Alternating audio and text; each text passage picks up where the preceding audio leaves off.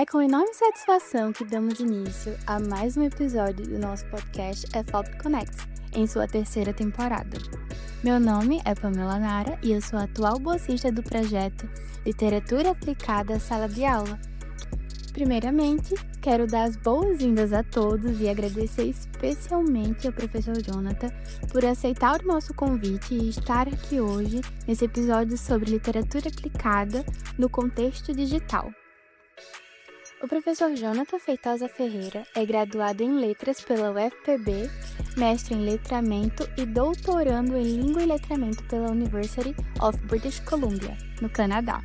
O professor Jonathan já vem atuando ao longo de vários anos como colaborador do EFOP.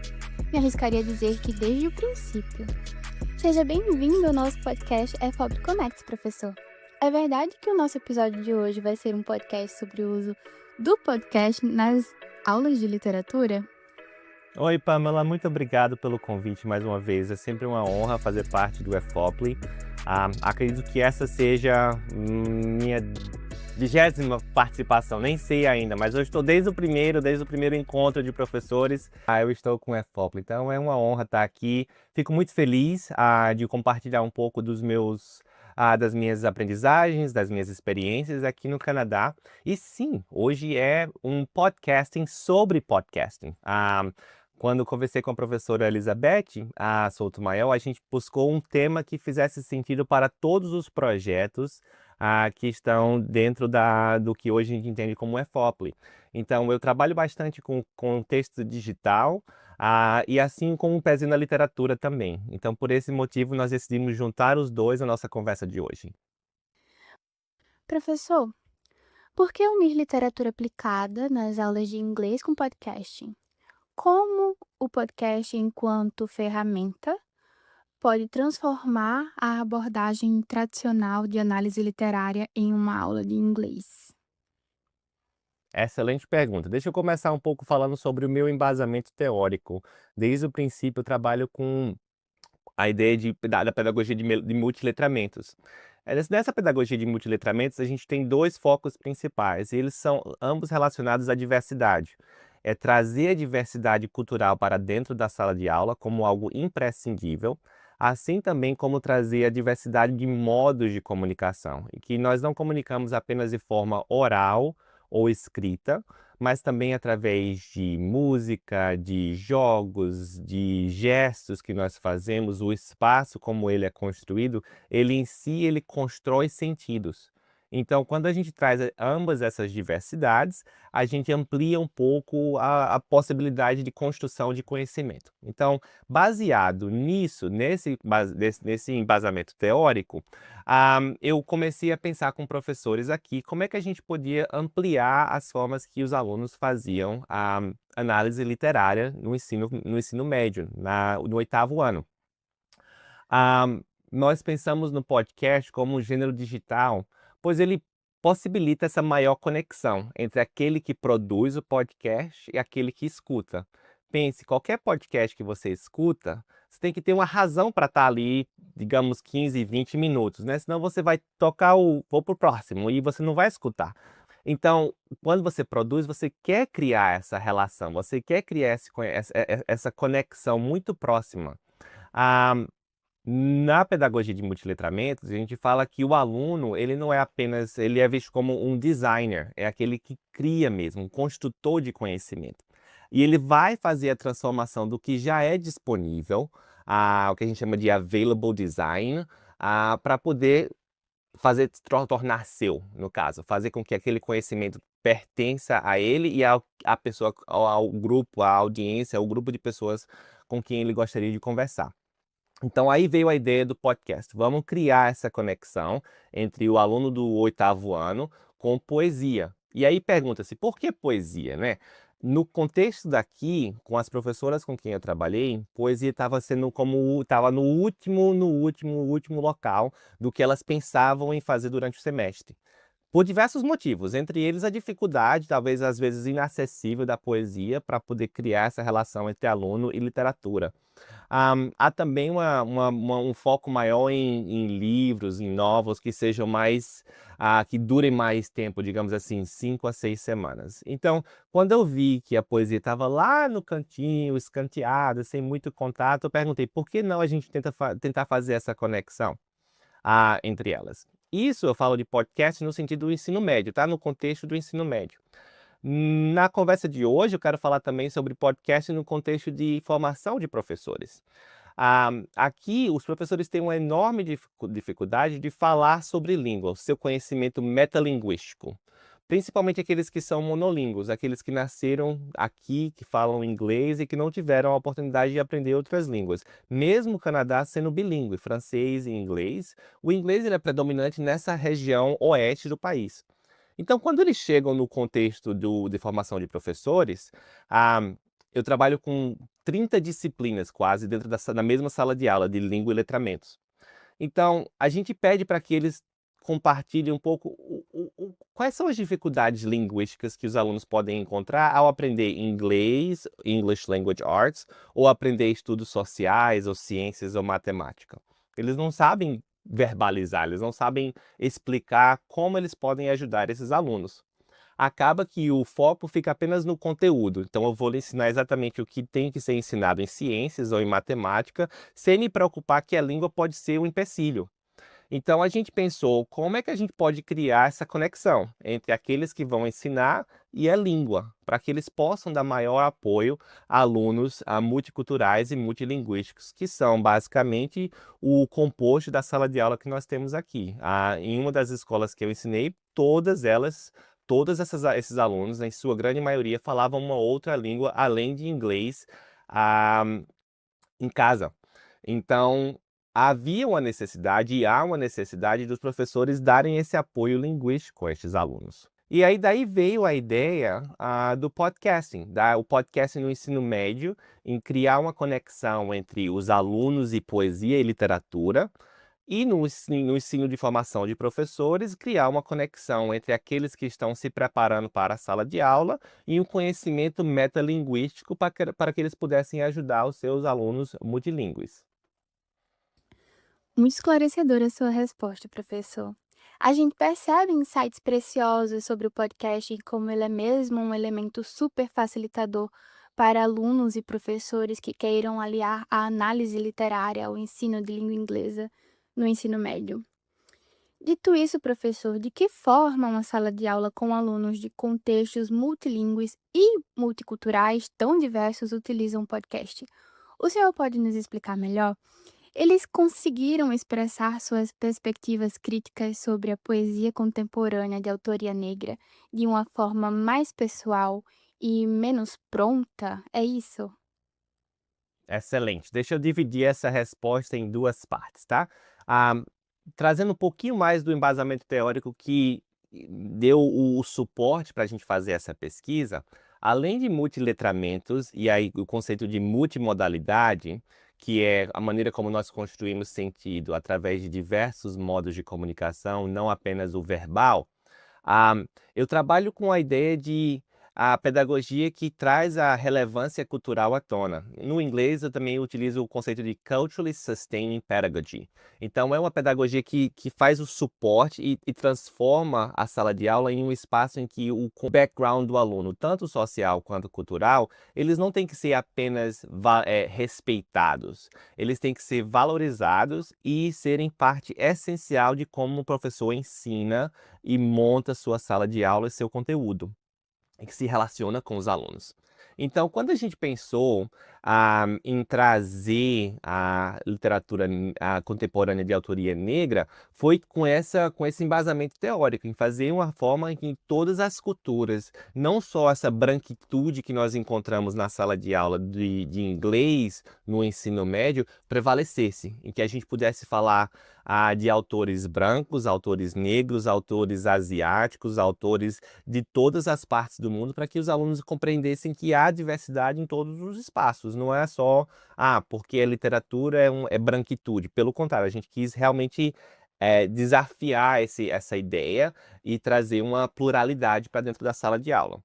Um outro motivo da gente ter trazido autores negros para a sala de aula se relaciona com o que nós percebemos durante a pandemia. Houve uma crescente em discursos anti-asiáticos e racistas aqui. A população do oeste canadense é bastante asiática.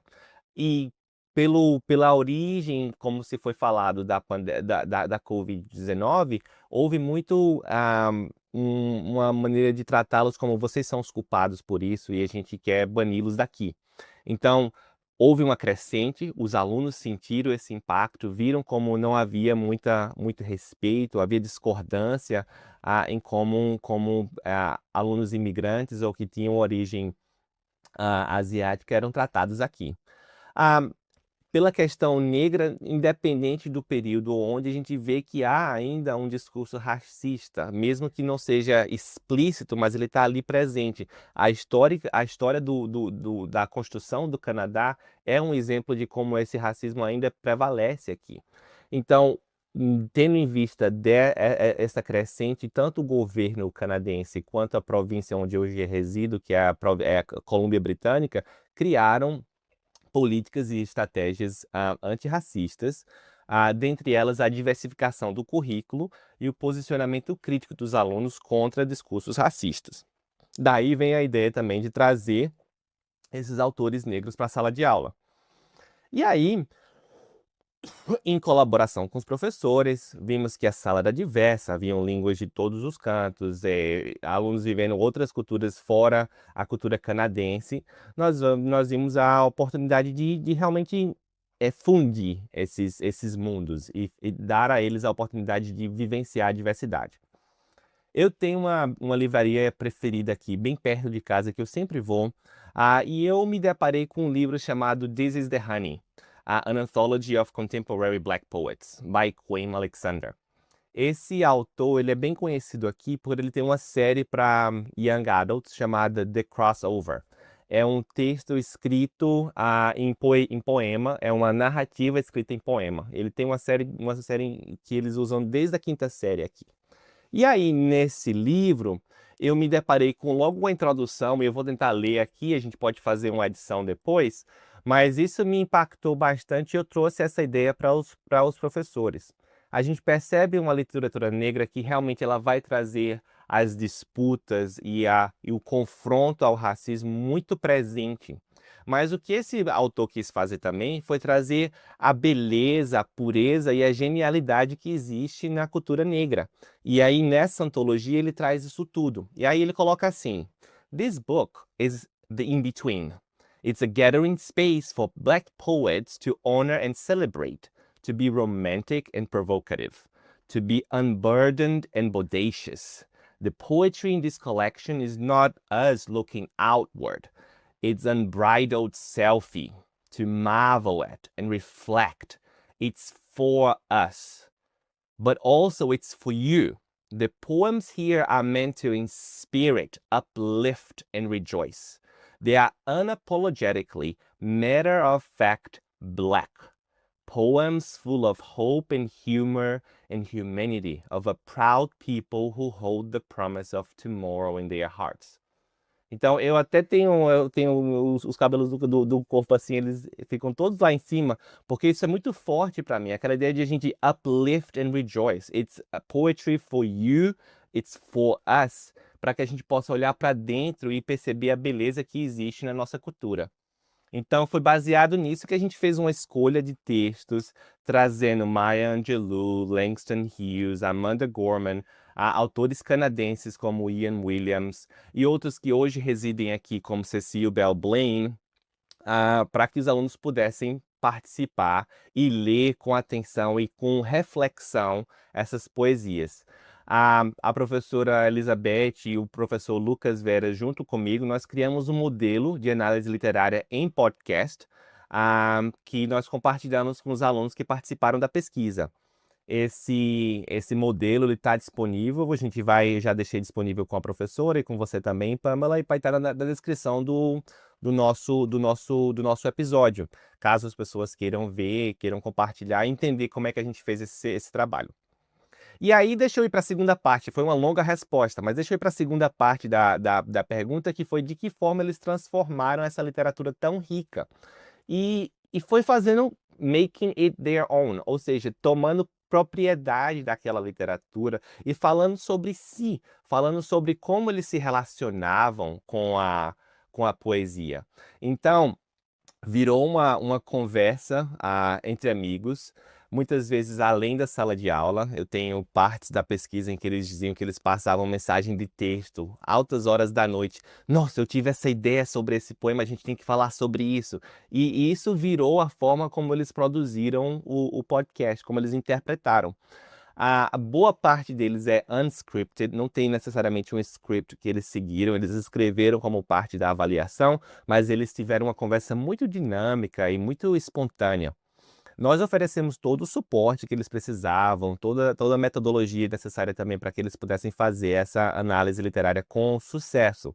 Mas houve também bastante flexibilidade. A gente queria que eles fizessem o episódio para eles e para a audiência que eles tinham em mente, que eram jovens. Então, como é que jovens podem se relacionar com a poesia? Como é que eu posso falar para esse meu grupo de pessoas com quem eu quero relacionar? Ah, Tenho diversos exemplos que eu posso compartilhar, mas um deles foi muito marcante, quando os alunos leram, e eu depois vou ler pedacinho desse poema, Dear Diaspora Child, by Cecile Bell Blaine. Ela é uma britânica, hoje vive em Vancouver, e esses alunos interpretaram esse texto de uma forma tão pessoal, tão íntima, que a gente via eles viam as suas identidades dentro da análise. Eles criaram também uma capa para o podcast deles, em que as 3 pessoas que fizeram a análise estavam lá, digitalmente desenhadas. E as diversas partes da cultura deles, que vinha tanto do Japão, da Indonésia e da China, estavam todas representadas nessa cover também. A escolha de música foi muito intencional, e a maneira como elas conversaram foi tipo assim, nós 3 sentados na hora do lanche ali conversando sobre um poema. Imagina a beleza, imagina a riqueza que é isso, a da gente transformar uma análise literária que parece ser tão rígida, tão para você conformar ao que anteriormente foi colocado como esse aqui é a norma, e fazer com que fosse deles. Então acho que aí tá a beleza, como eles puderam transformar e fazer a análise literária sua. Agora, eu gostaria de saber de uma forma mais detalhada como funciona o seu projeto de podcast Cast a Poem. Quanto tempo ele durou? De que maneira os alunos conseguiram fazer suas conexões pessoais e culturais com textos literários selecionados pelo senhor em suas aulas? O senhor acha que o podcast quebrou muros entre os alunos e os textos, deixando as questões literárias mais acessíveis e pessoais justamente porque a resposta era através de podcasting? Então dá um pouco de extensão do que eu já falei, mas eu não era o professor, deixando isso bem claro, eu fui apenas o pesquisador que estava na sala de aula, trabalhei com três professores diferentes, auxiliei no processo de construção do currículo, mas elas ensinavam e eu observava, conversava com os alunos. Então, primeiro esclarecer esse ponto. O Cast a Poem foi um projeto que durou 5 semanas. Ele foi o último módulo do semestre que esses alunos participaram. Durante o currículo, durante as 5 semanas, eles escreveram I am poems. Então tem uma estruturazinha bem fixa e ele vai falando sobre quem eles são. Então, poemas identitários, foi como a gente começou a unidade. Eles analisaram poemas da Maya Angelou, escutaram o modelo do Langston Hughes, Mother to Son, que eu criei junto com a professora Elizabeth e o professor Lucas Veras. E a gente introduziu também uma forma deles analisarem poema que chama aqui TPCast. E o que é o TPCast? Título, Então eles começam analisando o título do poema, eles parafraseiam o que eles entenderam do título, o que o poema é, ah, meio que em suas próprias palavras, o que é que eles entenderam do poema. E aí eles começam a perceber as conotações. E aqui vem a análise literária dos literary devices, como metáforas ou simbologias. Então, onde é que estão as conotações desse texto? E eles fazem essa análise. Eles percebem também a atitude ou o tom do autor. Então, onde é que está o bias do autor aqui? Onde é que ele está se posicionando? Há também aquele shift, quando a gente pensa numa narrativa que vai do climax e ele começa a mudar, o rising action e descending action. No caso da poesia, era onde é que há uma mudança de atitude, uma mudança de tom nesse poema. Então eles fizeram essa análise de shift também, veio a análise de temas, e por fim eles retornaram ao título. O que é que esse título agora, depois dessa nossa análise, significa? Então, junto com esse organizador de ideias chamado TPcast, eles começaram a analisar textos, como eu já falei, da Maya Angelou, do Langston Hughes. Tupac foi outro que foi incluído também. Ao fim das 3 semanas, eles tiveram duas semanas que era deles, basicamente. Não havia necessariamente input do professor, era apenas os alunos trabalhando em grupos e analisando o texto. E qual texto? A gente fez uma seleção chamada I Can Act and Enjoy Love. Então, I eram poemas todos sobre identidade. Can eram todos poemas de autores canadenses. Act, poemas relacionados com ativismo social. Enjoy, ou seja, poemas que falassem sobre joy, sobre felicidade, e poemas românticos, poemas de amor. Então eles tiveram a opção de escolher entre essas vertentes, essas temáticas, um poema que analisariam em grupos. Durante as 2 semanas, eles destrincharam esses poemas, foram back and forth, fazendo escolhas do que é que eles falariam, como é que falariam. Eles planejaram o script, gravaram o podcast várias vezes, porque você sabe, para gravar um podcast nunca é direto ao ponto, você vai fazer várias edições.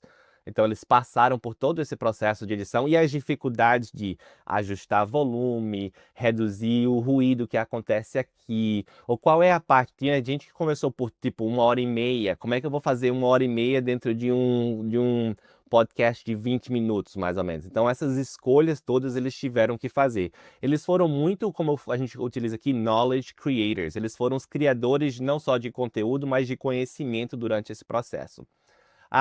Um exemplo que eu falei foi o do Dear Diaspora Child, da Cecile Belblain. E o poema é um pouquinho assim, eu vou ler só um pedaço dele. It's okay if the food is too bitter for your tongue. It's okay if English is the only language that flows freely from your mouth. It's okay if small words like salam alaikum fall from your tongue like broken bones. It's okay if you spent your whole life shunning it all, only to now want it back. Então é um poema, é uma carta, uma carta-poema, um poema-carta que a Cecile criou, em que ela se posiciona ali como parte daquilo ali, o eu poético também, dizendo que ela compreende os sorrows, as dificuldades que as crianças de diáspora, elas vivenciam. Então, é difícil você pensar que o inglês é a única língua que flui naturalmente da sua boca, sabendo que seus pais falam outras tantas línguas. Então, imagine as dificuldades emocionais que os alunos passam, aqueles que são de famílias que participaram de diáspora, participam quando não conseguem se relacionar com a comida, por exemplo, de onde eles vêm. E aí é tipo um poema de reassurance, que ela dá um conforto a esses que leem, dizer que tudo bem, você ainda é amado, independente dessas dificuldades, você ainda tem essa diversidade cultural dentro de si.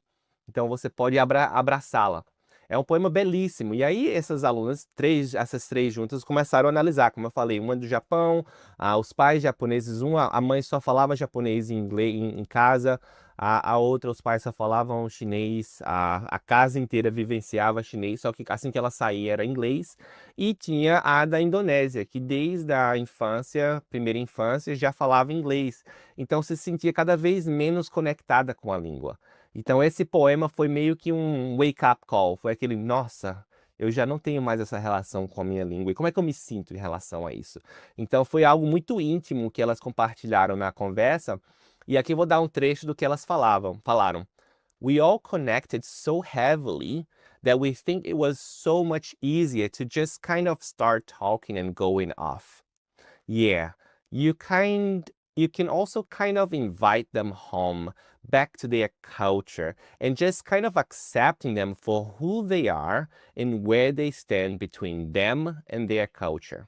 Então, esse aqui foi um pouco da conversa delas comigo, ou no episódio, em que elas vão decifrando um pouco sobre o poema, o que o poema fala. E como elas falaram aqui, nós nos conectamos tão fortemente com esse poema que foi fácil simplesmente falar sobre o que nós sentíamos. Então aí foi como eles transformaram um poema que poderia apenas existir no sentido textual, dentro de um livro, e elas transformaram em uma conversa que era significativa para elas e para a audiência. E aí, vou dar mais um casozinho aqui, nós tivemos ao término um dia de exibição em que esses podcasts estavam disponíveis. Alunos de 8º ano vieram à biblioteca e podiam utilizar um QR Code para escutar. Os pais também foram convidados. E aí teve uma garota que chegou, ela viu o cover, viu o título e um pouquinho do blurb que a gente tinha sobre o poema, e ela disse, nossa, estou interessada em saber o que é que elas estão falando, porque eu também sou uma diaspora child, eu também quero aprender como é que elas passaram por essas dificuldades que o poema fala. Então você percebe que deixou de ser apenas um texto literário e passou a ser um instrumento de conexão entre aqueles que produziram e aqueles que escutaram. Então essa é uma beleza desse poema que eu sou sempre encantado em falar sobre. Eu fico sempre encantado em falar sobre. Que projeto maravilhoso, professor Jonathan. Queria agora que o senhor falasse um pouco sobre o podcast no contexto de formação de professores, pode ser? Quando a gente fala de professores em formação, qual a importância dessa perspectiva baseada no gênero? Dá para esses professores identificarem antes, ainda no planejamento, as questões linguísticas presentes nos textos que vão ser usados em sala de aula? Trabalhar com poemas pode ser um bom começo? Ou o senhor considera muito difícil começar com o ensino de poemas, pelo aspecto rebuscado da linguagem que é tão característico da poesia? Excelente pergunta. Aqui vai outro podcast com a minha resposta também, tá? Vou tentar dividi-lo em duas partes. A primeira é que, como eu falei anteriormente, eu trabalho com professores de 30 disciplinas diferentes dentro da mesma sala de aula sobre língua e letramentos. Esses professores, eles é uma disciplina obrigatória, que eles vêm para aprender como é que eles podem ensinar o seu conteúdo de maneira a dar apoio a esses alunos que são multilingües, que chegam com diversos níveis de fluência e proficiência dentro da sua sala de aula. Então, como é que eu vou chegar para um professor de matemática para explicar metalíngua para eles? Como é que eu vou fazer com que esse professor entenda como uma sentença é construída? Eu não vou utilizar tempos verbais, eu não vou utilizar diferentes formas de sentenças, de construção. Ele não vai entender isso, porque esse não é o conteúdo dele. Então, como é que eu posso fazer ah, esse conhecimento metalinguístico acessível? Então, o nosso approach, a nossa abordagem é de gênero, ela é baseada no gênero e funcional. Então, é uma linguística funcional e que a gente foca basicamente para que a língua está sendo utilizada. Quando eu utilizo esse verbo aqui, eu utilizo ele para descrever, para explicar, para argumentar, para narrar. Quando eu penso numa narrativa, digamos assim, uma história, como é que a história ela é organizada? Como é o início, meio e fim dela? Qual é o propósito desse texto aqui? Esse texto está tentando explicar alguma coisa? Ele está tentando descrever? Então, quando eu falo de gênero, a gente fala sobre os padrões linguísticos que existem em diferentes tipos de texto.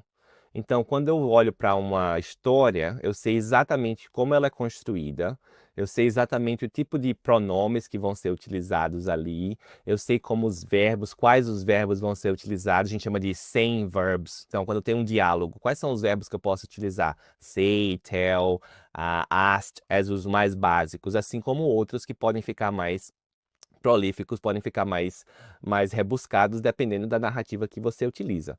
Quando a gente fala sobre gêneros textuais, a gente busca esses padrões linguísticos. Na narrativa, a gente sabe exatamente como ela é construída, início, meio e fim, os verbos que são utilizados nela, os substantivos, adjetivos. Se for em ciências, a gente sabe que um relatório de pesquisa, um relatório de laboratório que você vai construir, ele também vai ter uma estrutura muito fixa, muito clara.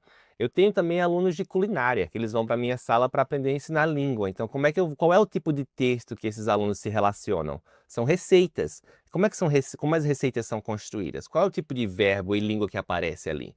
Então, nesse sentido, a, a pedagogia de gênero ou o conceito de gênero nos ajuda a dar um esclarecimento da língua que eles precisam ensinar aos alunos, ao fazer com que esses padrões linguísticos fiquem evidentes, tanto para o professor quanto para o aluno. Mas isso é uma tarefa dificílima, principalmente quando o aluno não é de língua, não está aprendendo língua, e que não tem experiência como aluno de língua. Então, a gente pensou, mais uma vez, como é que podemos criar uma conexão? Tudo através de conexão, ou contexto. Como é que a gente pode criar uma conexão entre esse professor e o conhecimento metalinguístico? E aí veio o podcast, que foi a oportunidade de transformar essa coisa tão possivelmente inacessível algo próximo deles, em que eles podiam utilizar a sua criatividade e a flexibilidade que o podcast permite para para construir esse conhecimento metalinguístico. A segunda parte da pergunta foi: e poesia? Será que não é muito difícil você utilizar para fazer esse conhecimento metalinguístico? Sim, porque poesia é um gênero em si só. Ele é tão diverso, você não consegue ver correlações, por exemplo, com como você consegue encontrar em como as histórias são organizadas. Então, para aqueles que escolheram analisar poesias, logicamente isso aconteceu para aqueles que estão ensinando inglês, English Language Arts. E foi muito diverso. A gente viu alunos de Hamlet, spoken poetry, indígena, First Nations, como eu falo, alunos olhando para música. Uma música que eles analisaram foi Fast Car, by Tracy Chapman. Eu tinha alunos de artes fazendo análise de como você criar potes de barro. E foi algo assim absolutamente incrível. A gente está no processo de análise agora desses podcasts. E logo mais a gente vai estar, espero, publicando esse conteúdo aí para mostrar como eles conseguiram ficar mais cientes linguisticamente para poder dar suporte aos alunos multilingües em suas salas. O conteúdo linguístico de uma aula de inglês pode ficar muito mais dinâmico quando os aliamos às questões relacionadas ao letramento crítico digital, né? O senhor acha que isso ajuda na profundidade e nas respostas que os alunos atingem quando a gente compara aquela análise literária escrita pura e simples à que aparece nos livros? Eu me refiro às com respostas do tipo de que se fala o poema, quais seriam as maiores diferenças de análise quando o meio é o podcast? Eu acho que eu respondi, de certa forma, essa pergunta quando eu falo sobre conexão e contexto. É tratar o texto literário não apenas como uma entidade que vive sozinha ali, que ela não pode ser alcançada, não. É trazê-la para perto, trazê-la para si, trazê-la para ser um instrumento de conexão. Então, acho que esse é um primeiro ponto.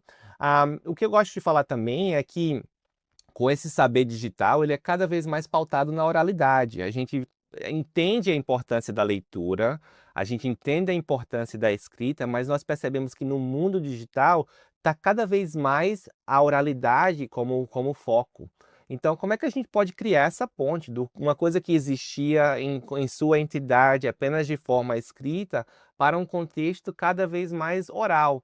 Ah, Quando se há algo escrito, é tipo uma captionzinha só para aqueles que não têm o volume no celular poderem acompanhar o vídeo, mas basicamente é tudo aqui pautado no que as pessoas falam. e muito emocional. Você veja que fatos hoje não tem tanta relevância quanto quem fala sobre esses fatos e como essa pessoa fala sobre os fatos. Isso é um problema em si que a gente pode ter um podcast totalmente voltado para isso. Mas nesse sentido em que a oralidade conta tanto, e a maneira como eu falo sobre um determinado fato ou um conhecimento, para uma determinada audiência, é tão imprescindível que a gente não pode continuar vivenciando esses silos, essas separações entre aqui é literatura e aqui é realidade. A gente tem que tentar criar essas pontes. E aí vem o podcast como esse instrumento de ponte, esse instrumento de conexão.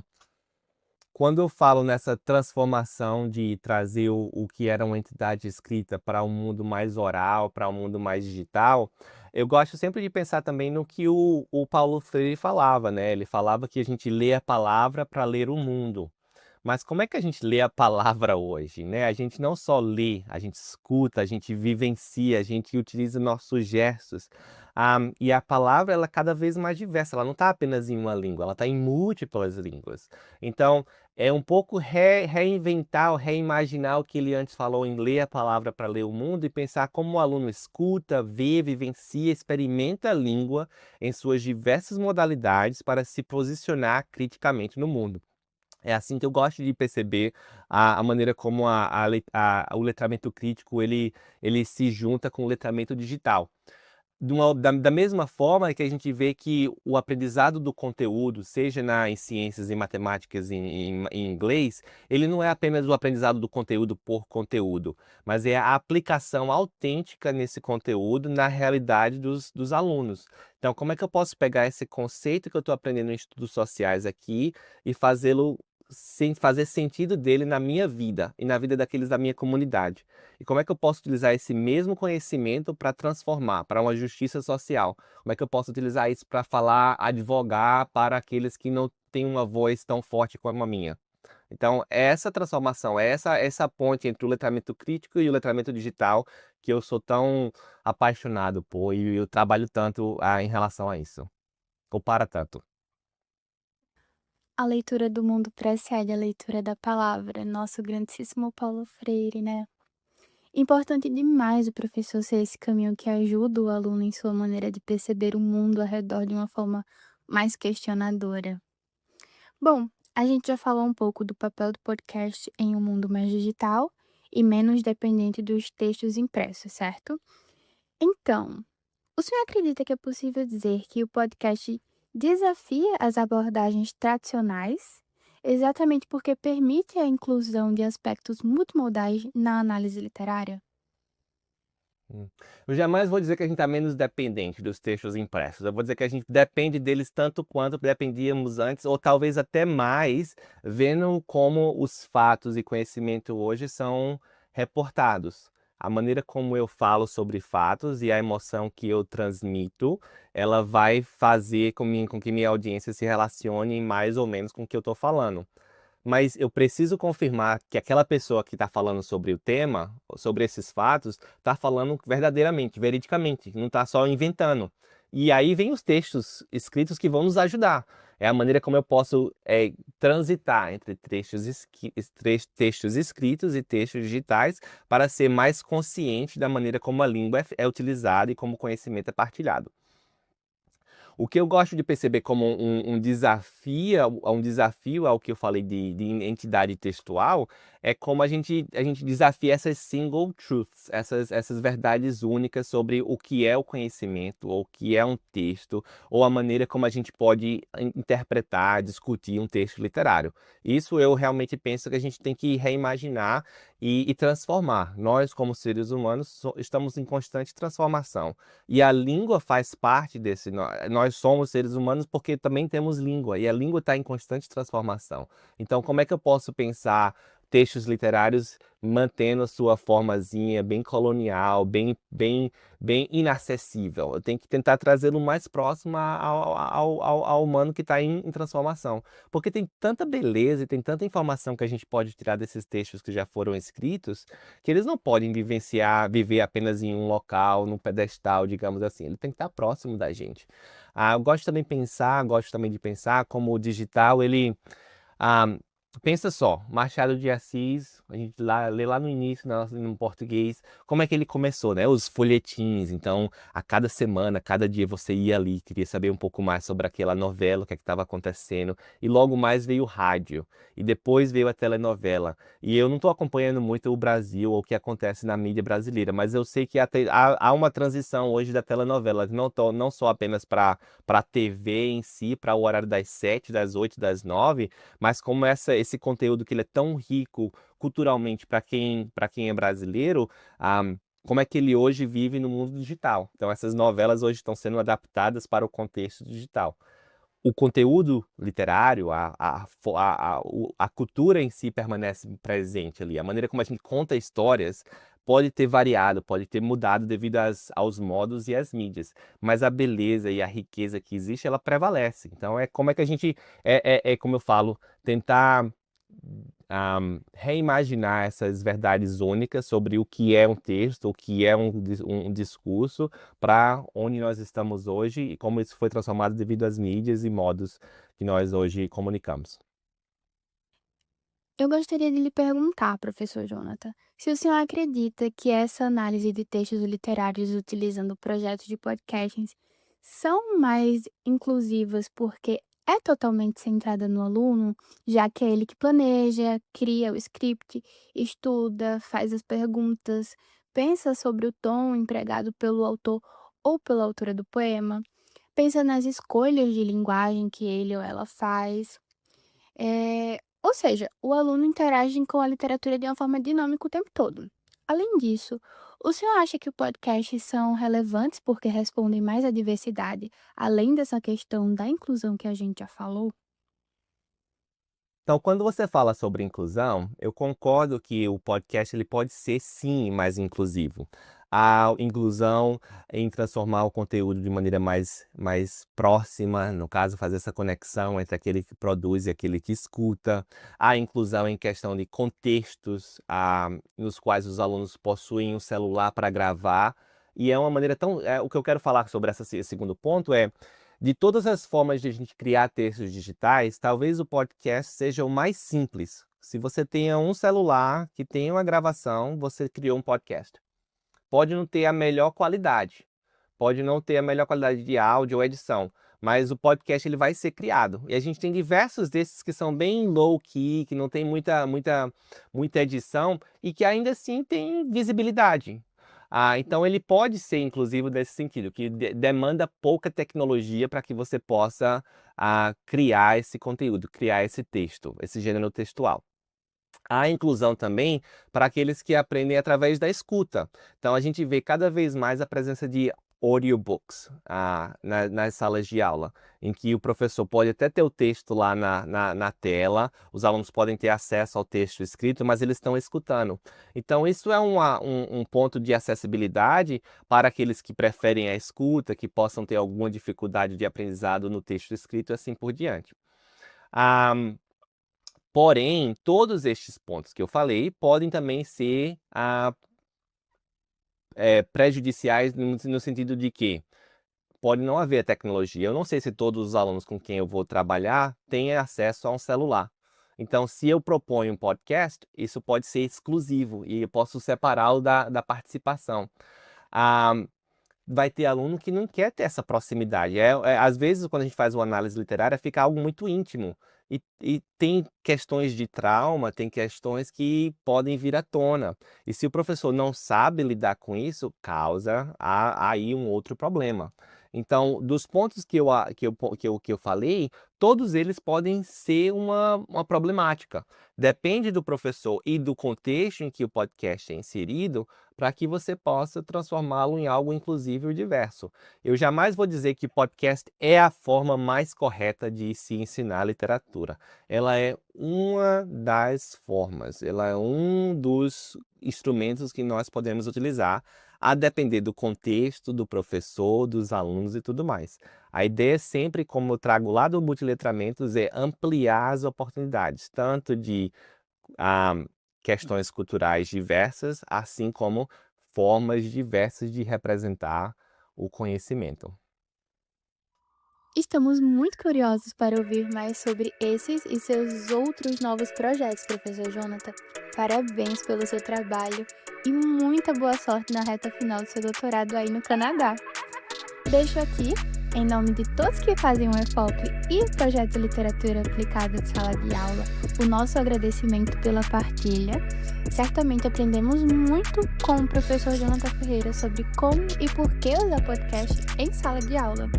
Muito, mas muito obrigada pela sua participação nesse episódio de hoje, professor. E que venham muitos novos outros projetos. Estaremos aqui sempre abertos para aprender mais com suas pesquisas e experiências de sala de aula sobre esse mundo incrível do letramento digital. Gratidão, é uma honra sempre participar do EFOP. Sou filho e fruto da casa, então faço o que faço hoje por ter tido uma formação tão completa e professores tão capacitados aí na UFPB. E sempre que possível, vou sempre dizer sim a momentos de partilha como este e tantos outros que possam surgir. E fico com dedos cruzados para que a gente possa se encontrar, Pamela, o EFOP e todo mundo, que a gente se encontre presencialmente logo em breve. Um grande abraço. É isso, gente! Chegamos ao final de mais um episódio do EFOP Connects. Fiquem ligados para mais episódios a serem lançados em breve. Muito obrigada!